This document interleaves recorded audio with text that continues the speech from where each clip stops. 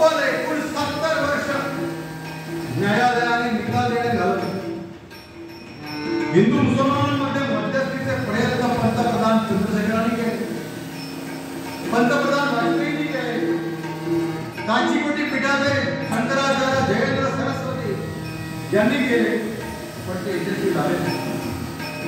अलाहाबाद उच्च न्यायालयाने 24 डिसेंबर 2010 साली एक निकाल दिला.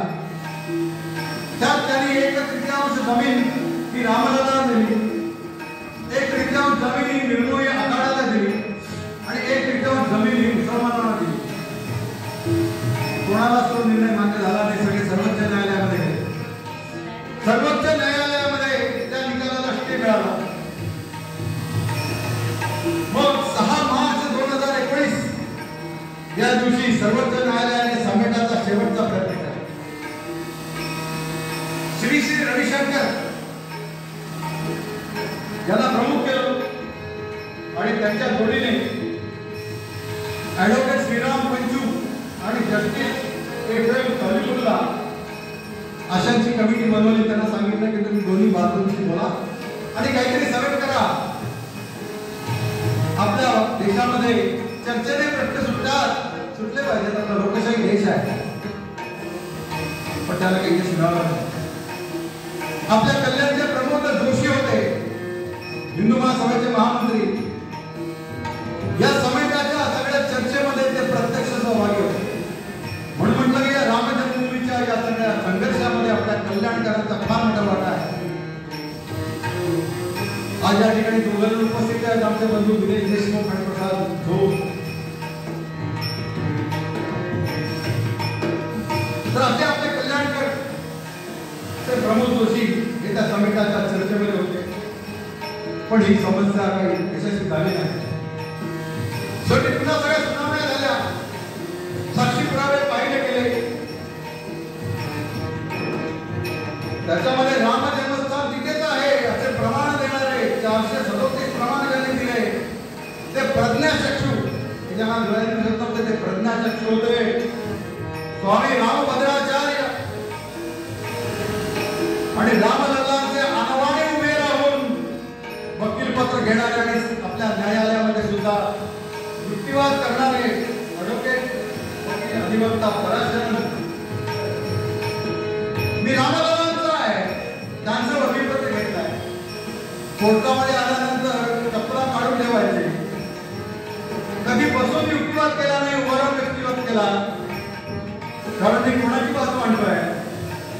मी त्या रामलल्लाची बाजू मांडतोय. त्याचा भक्त म्हणून मला बसायचा हक्क नाही. 40 वकिलांची ठोक बरोबर होती. रोज रात्री पर्यंत त्यांचा युक्तिवाद कसा करायचा याचा चर्चा चालायची. केवळ 5 तास झोप घेणारा हा 92 वर्षाचा रामभक्त तरुण त्याच्या सगळ्या युक्तिवादाला यश आलं. जे 5 न्यायाधीशांनी निर्णय दिला त्याच्यामध्ये कोण होते? एक होते रंजन गोगोई चीफ जस्टिस, दुसरे होते अशोक भूषण, तिसरे होते एस बोबडे, चौथे होते डी.वाय. चंद्रचूड आणि 5वे होते एस अब्दुल नजीर.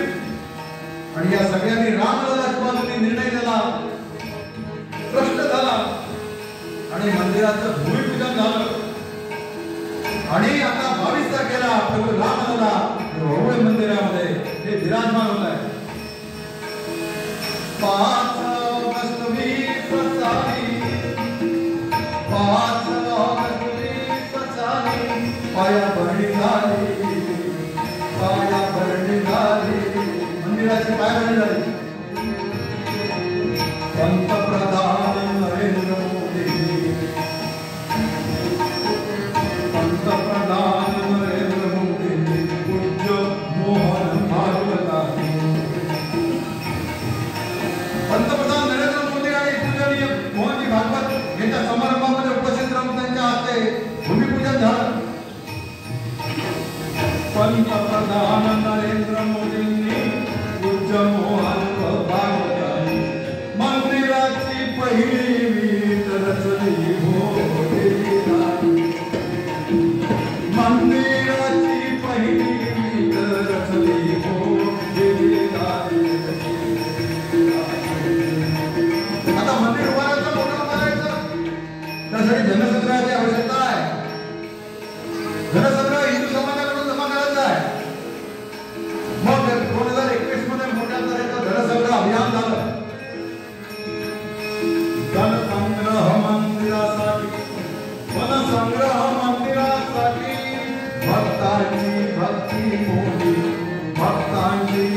मोठी मोठी पैशाच्या पडल्या पैशाच्या पडल्या हे सुवर्ण मावल कशी हे सुवर्ण मावल कशी उभे राहते आहे मंदिर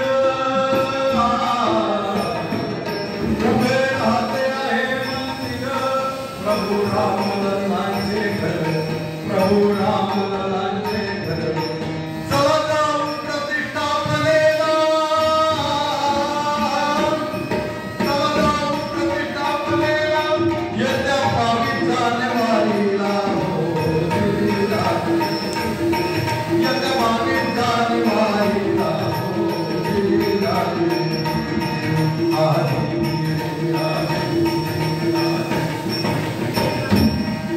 आदेश असे रामाचा दिव्य आदेश असे रामाचा दिव्य